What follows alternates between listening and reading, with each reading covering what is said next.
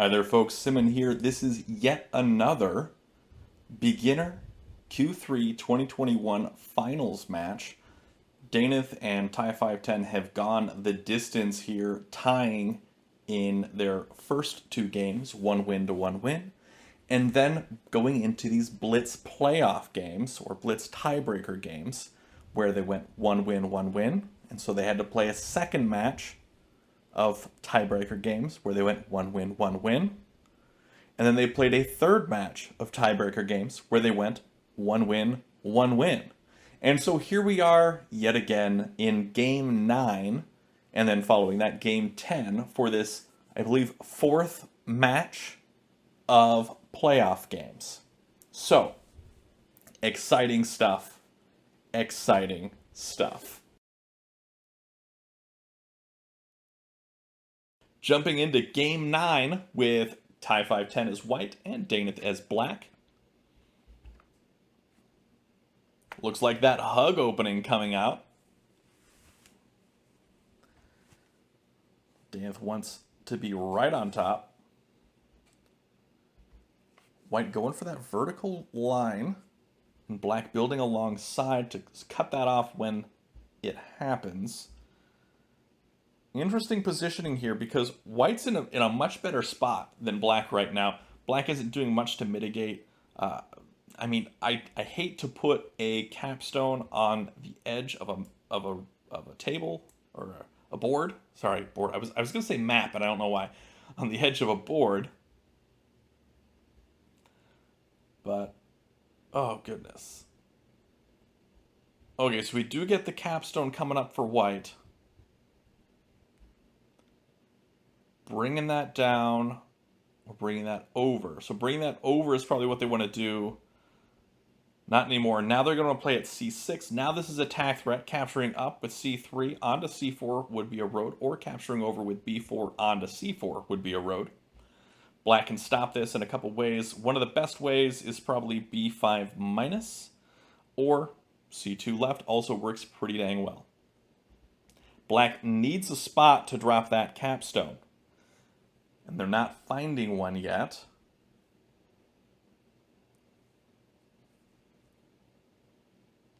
I'm not sure how well that's going to work out for him. Now, c4 plus is going to be a road, so black's got to stop that, likely with that capstone moving over from d3 onto c3. That would stop it, or they could force a capture war here onto b1, but instead they go for the b5 minus, cutting this off. I think white's still in a pretty good spot here. If black doesn't come on over, I'd say white even tossing up this stack to capture onto b4 might not be a bad play. Instead, going for a placement here at d4 to come across for the attack threat. Just TIE510, what we've noticed from all these games, at least against daenyth, is that TIE510 likes to make a lot of tack threats. Whether they are weak tack threats or strong tack threats, he just likes to keep pumping those out as quick as possible. And that definitely keeps your opponent on their toes, but it might be putting you in worse positions later on. And that can definitely happen. Sometimes you gotta ignore the quickest tack threats so you can make better ones later. Not sure if that's the case here, but black now dropping that wall here, ready to come over and capture onto this spot to liberate the captive. Instead, white decides, I'm going to get out of there, keep that wall from liberating that captive, and making future positive flat count differential moves. Black now just saying, all right, fine, I'll build up here at b5, start making a connection, maybe go for a vertical threat myself, even though I don't think that is the play that you want to make here. I think you probably want to start going for a horizontal threat. White now ready to come over and make some more threats. Trying to come across probably with a4. Black now not going to let that happen. Come over with this wall, ready to capture onto this to liberate the captive. Also ready to throw up in case of any sort of capture here to capture there. Now, that could still get smashed by the capstone. and that could be problematic. Yeah, no threat here immediately for white, so black is free to start building out their position a little bit more. Looks like that's exactly what they're going for. Now white is making a move here. I think black wants to make that throw. They want to capture that stack because otherwise you can see a really strong positive flat count differential move going upwards, spreading this stack up here onto b5 and b6. I mean, that's a +3 move, and that's tough to stand against, especially later in the game. But not making it. Instead playing at c2, now white is free to make a attack threat in the horizontal direction. Black now forced to either drop a wall or a flat here to stop them, or capture here, or capture up with this. I think this wall, yeah, the wall is going to be the move to make. White is likely going to smash here. No, white can't smash here because of the c2 placement prior. Now, if white smashes here, black places at c5, and that is a road. So white can't smash. Black set it up well by playing at c2.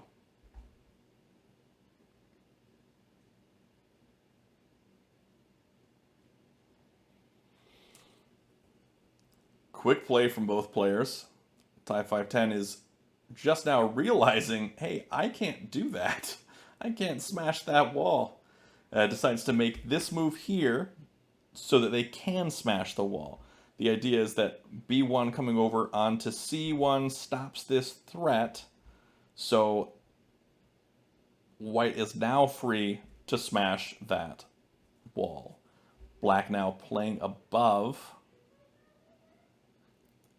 Not continuing, not renewing the threat because that wasn't possible, but it is making it pretty strong. If white does come over, I think we'll likely see black's whole stack come up here onto c4. Yeah, that's exactly what happens. Now, white, however, has a really strong position here. Could decide to spread upwards, which would be a attack threat and a sneaky attack threat. The reason being is that if white spreads upwards, leaves a white, and a capstone, the road threat is throwing this piece, dropping a black and a white here. That would be a attack threat, spreading that upwards, though it is pretty dangerous, I'd say. But he's giving that up, instead deciding to play for a safer play and really fortify his position down here, probably by placing at b2 next. Yeah, it looks like that's what he's doing. There is no attack threat from black here, just has the single flat.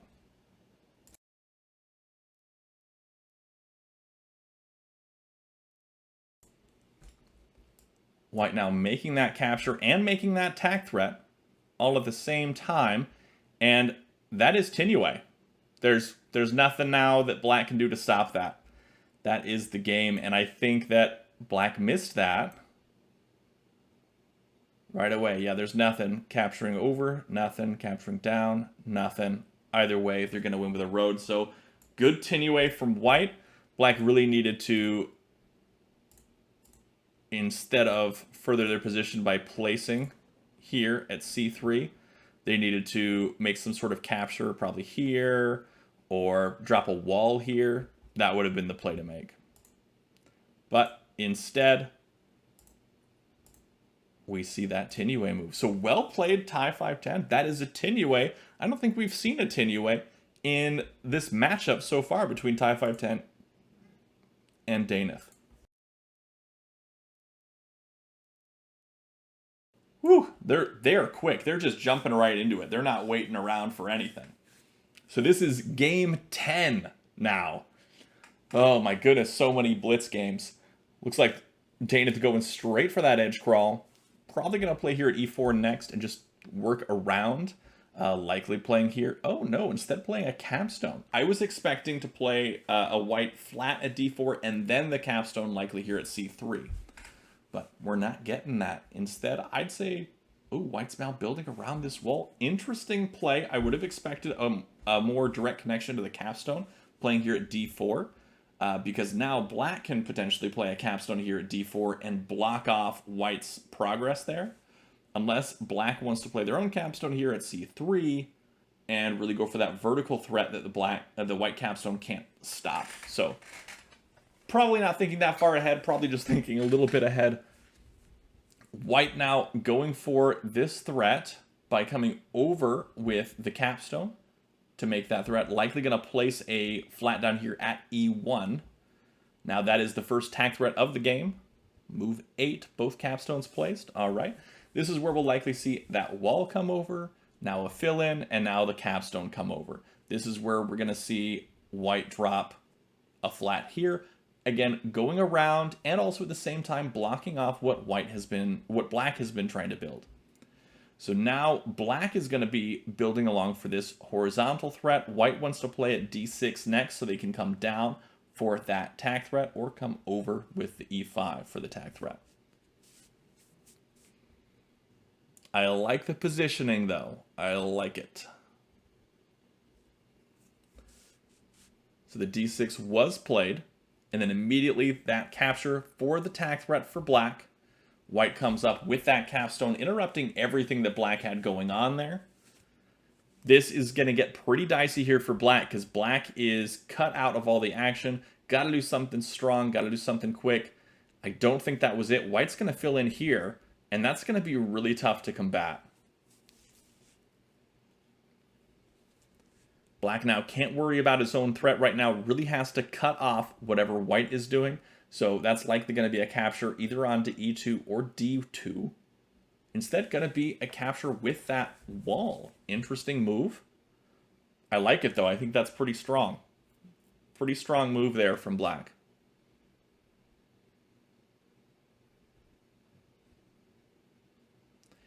We might see an f5 played here.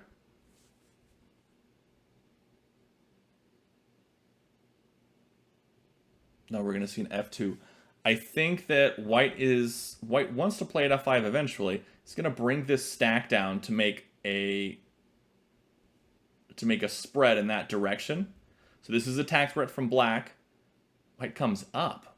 Interesting. Didn't expect that. I expected white to keep that flat there. Maybe they're prepping for a bigger spread.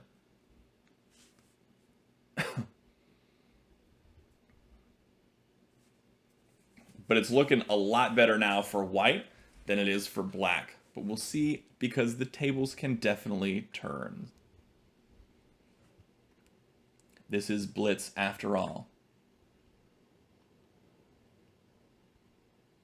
And again, daenyth does have a little bit more practice when it comes to Blitz games than TIE510, because daenyth did have Blitz games against Aranor in the semifinals.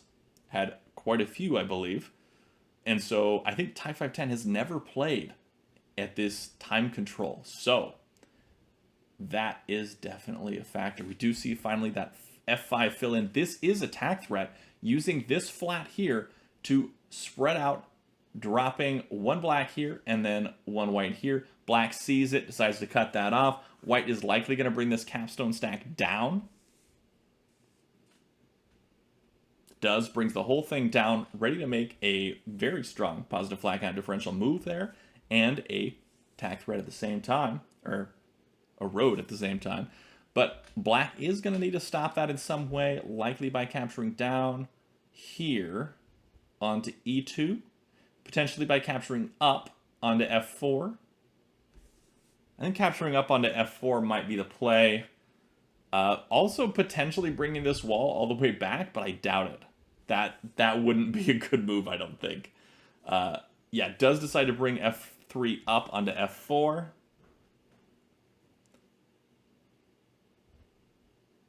This is where I think, ooh, is this Tenuate? If white moves this stack, drops a white here. No, it's not Tenuate, but it is a really strong move. Surprised about that wall. I feel like if white took this whole stack, dropped white, and then took, so let's see, 1, 2, 3, 4, 5, 6. Yeah, so 6 D3 to the right, 2, 4. That would be a pretty strong move. Would be attack threat. Wouldn't be able to stop it with this wall. It would force this wall to come over, or this capstone would force that wall to come over onto F5. Pretty strong move, I'd say. White now instead building around here.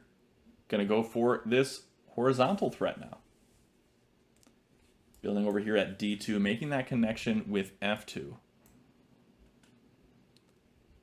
Black doesn't really have any threat going on. Gonna have to go in that vertical direction using this line if they're gonna do anything, is my guess.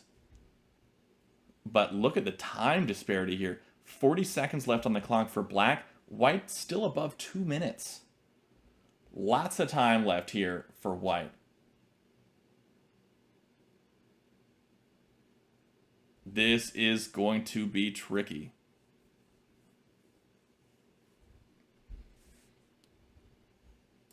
Black now dropping a wall.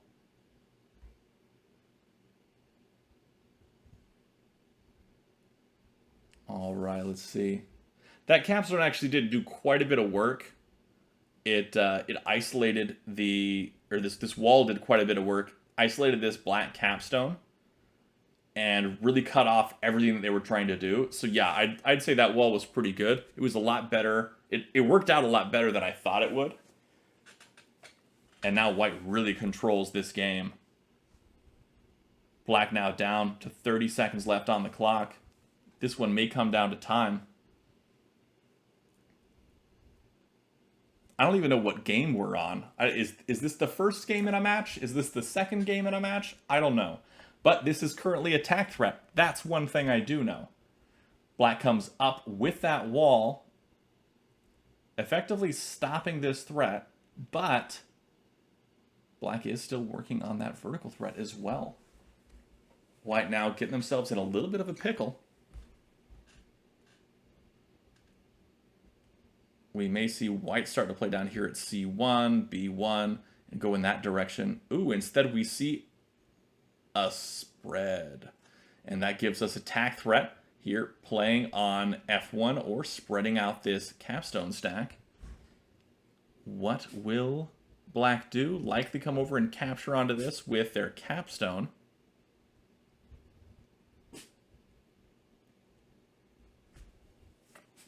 Is that what it is? Would that work? Oh, and he runs out of time. Oh, that is painful. That is painful. He did have some options here, but he did run out of time, and that is a shame. It's always a pain to lose on time. Yes, that does mean another 2 games will be played to determine who is the winner of this tournament. Games 11 and 12, and you'll be able to see those in the next video that comes out on this channel.